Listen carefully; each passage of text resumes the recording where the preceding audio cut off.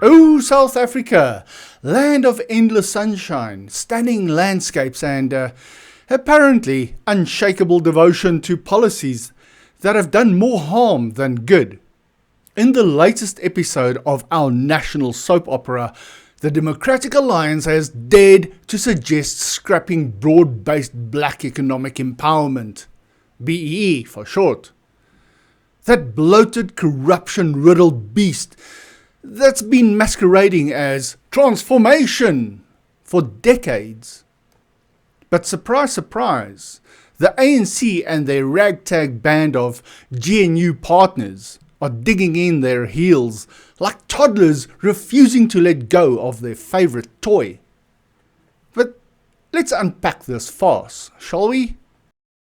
Last week, the DA announced their Economic Inclusion for All Bill, a plan to toss BEE into the trash heap of history where it belongs. According to the DA's head of policy, Matthew Cuthbert, BEE has become nothing more than a conduit for state-sponsored corruption, theft and fraud, and I do agree with him.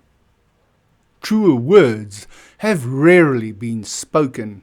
This so-called empowerment policy hasn't transformed the economy, it's strangled it, funneling billions of rands into the pockets of a select few elites, while the rest of the country scrambles for the crumbs. The bill aims to replace BEE with a new public procurement system that seems kind of fair, focusing on economic inclusion without the racial quotas that have turned hiring and contracts into a discriminatory nightmare. Imagine that.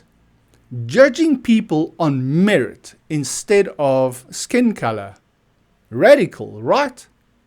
But in a country still haunted by apartheid's ghosts, the DA's push is a step toward real progress.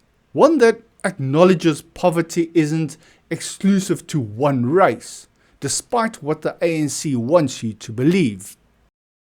But of course the ANC, that eternal champion of the people, so they claim, isn't having any of this. Spokesperson Mahlengi Bengu wasted no time declaring that there will not be a day in South Africa when BBBEE is scrapped. She even accused the DA of trying to drag us back into apartheid. Oh, the irony. Here we have a party that's presided over 30 years of economic stagnation, skyrocketing unemployment, and rampant corruption, lecturing us on positive transformation. Positive for whom exactly? The cadres and connected insiders who've turned BEE into black elite enrichment? Bengu's rhetoric is straight from the ANC playbook. Play the race card, invoke history, and ignore the glaring failures. BEE hasn't lifted the masses out of poverty. It's created a class of entrepreneurs who feast on state contracts, while infrastructure crumbles and jobs evaporate. And let's not forget the 1.6 trillion in dormant capital sitting idle because no sane investor wants to navigate this minefield of inefficiency and favoritism. It's not just the ANC throwing a hissy fit. Their GNU sidekicks, a motley crew including the IFP, the PA, the Good Party, Rise Mzansi, and Al Jama na ha ha ha ha, whatever, are equally opposed. The IFP's Humkuleko Thlengwa, I think it is, dismisses the need for change outright, while the PA's Steve Mutale admits BEE is a mess but still rejects the DA's fix because apparently their alternatives are better, though conveniently vague. Razum Zanzi's Mabine Siabe accuses the DA of dog whistle politics and throwing the baby out with the bathwater. Newsflash! That baby is rotten to the core, corrupted by the very leaders who were supposed to implement it fairly. Even the good party's Brett Heron, while slamming the ANC's gross manipulation of BEE, clings to the policy like it's sacred. He claims scrapping it would retain ownership in the hands of apartheid beneficiaries. Give me a break. BEE hasn't transformed ownership. It's just swapped one set of elites for another. All while denying the link between race and poverty? No! It's the ANC that's in denial, pretending their failures are everyone else's fault.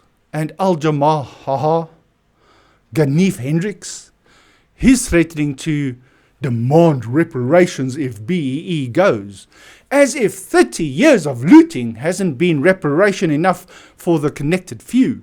The only GNU party with a spine on this seems to be the Freedom Front Plus, who've called BEE discriminatory, but even they're mum on supporting the DA outright.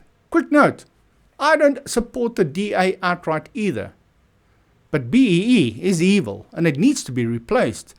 And for now, this seems like a viable alternative, maybe with a couple of tweaks, but it is a stepping stone.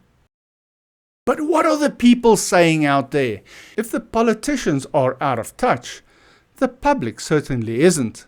Scrolling through the comments on articles like the one from Newsday, it reveals a chorus of frustration with BEE and the ANC's stubborn defense of it. One user nails it when he said, "They have stolen enough in 30 years to make up for 500 years of apartheid. Paying any reparation would just be another act of theft." Another user calls BEE racist legislation against 7% of the population. That's a nice one, highlighting how it props up incompetence while sidelining skilled workers. And I would like to say this again. It's as if the ANC considers incompetence a qualification. One user blasts the parties as low-intellect morons, and another points out that even ANC figures like Thabo Mbeki have criticized BEE for failing to stimulate growth. There are those who dream of Western Cape secession to escape these racial laws. Another mocks the ANC's positive transformation as a slush fund for elites, making apartheid look like Disneyland in comparison. These voices echo what the DA is fighting for: an end to a system that's enriched a tiny elite at the expense of millions. The ANC's grip on BEE isn't about justice, it's about power and payoffs. South Africa deserves better than this tired, corrupt relic called BEE. The DA's bill isn't perfect, but it's a damn sight better than the status quo, where economic growth crawls at a snail's pace and unemployment festers like an open wound. The ANC and their enablers in the GNU are proving once again that they're more interested in protecting their gravy train than building a prosperous a nation for all. If we're serious about economic justice, we need to unleash growth, not ration it out based on outdated quotas. Scrap BEE, reform procurement, and let's get this country moving. Otherwise, we'll be stuck in this cycle of blame, corruption, and decline, courtesy of the ANC's generational responsibility to keep failing us.